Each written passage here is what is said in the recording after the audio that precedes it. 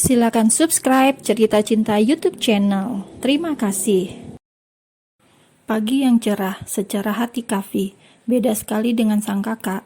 Kavi kini sumringah, ia sudah menyiapkan tas ransel besar, isinya uang semuanya, dan sebagian akan ditransfer secara bertahap. Sambil memakai ransel, pagi itu ia celingak-celinguk di lobi perusahaan. Bukannya ketemu Winda, malah ketemu sang kakak. Selamat pagi, Pak, sapa Kavi, karena di sekitar saja juga ada beberapa karyawan yang lalu lalang. Arjuna hanya tersenyum tipis lalu mengangguk, sedangkan di belakangnya ada Olivia yang melempar senyum ramah pada Kavi. Bapak kurang sehat, mengapa wajah Bapak pucat sekali? Sindir Kavi yang memang suka sekali bercanda, tidak saling kenal saat di perusahaan. Hentikan Kavi, seriuslah dalam bekerja. 3 bulan lagi penyamaranmu akan segera berakhir.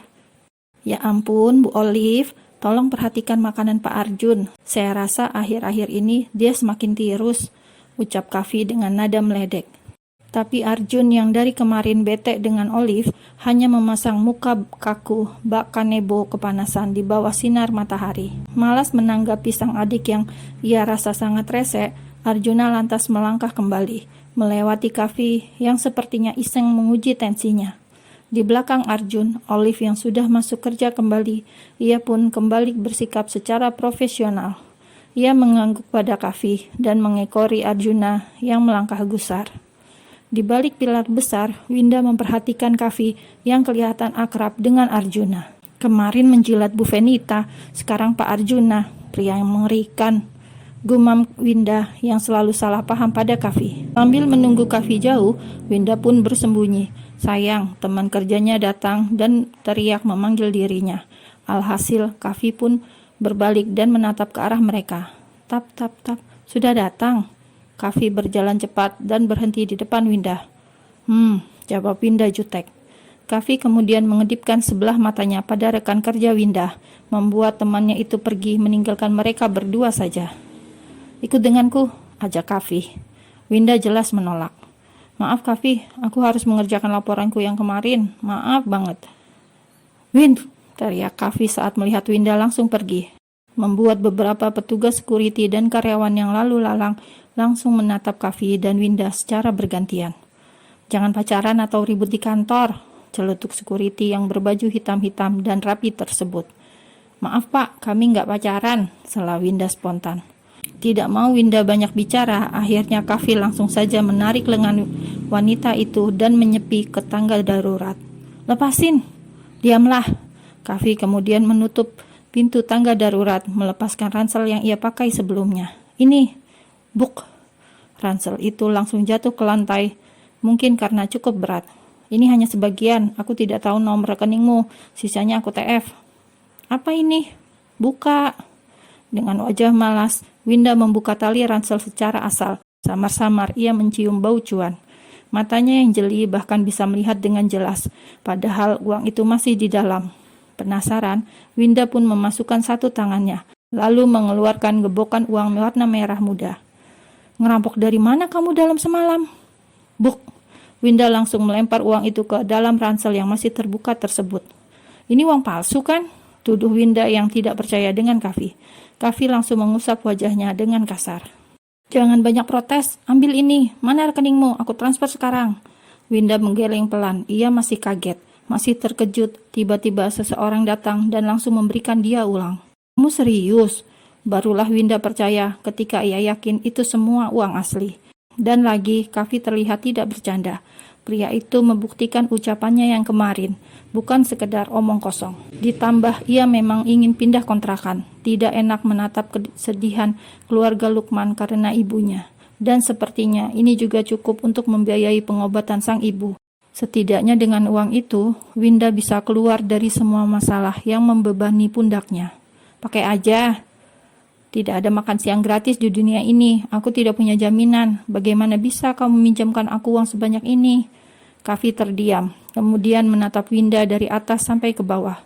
Kau jaminannya. Winda langsung memeluk tubuhnya sendiri. Jangan gila, aku tidak menjual diri.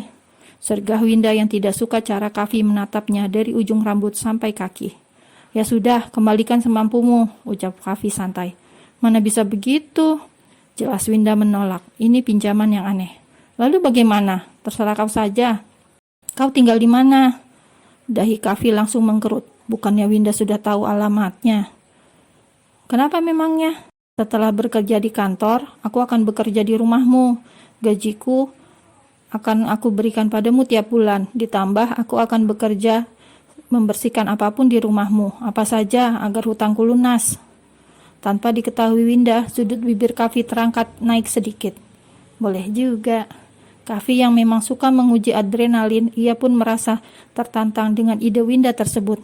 Oke, coba dulu 1 tahun kerja di tempatku. Winda nampak berpikir, 1 tahun, kapan akan lunas? Namun kemudian ia mengangguk. Deal.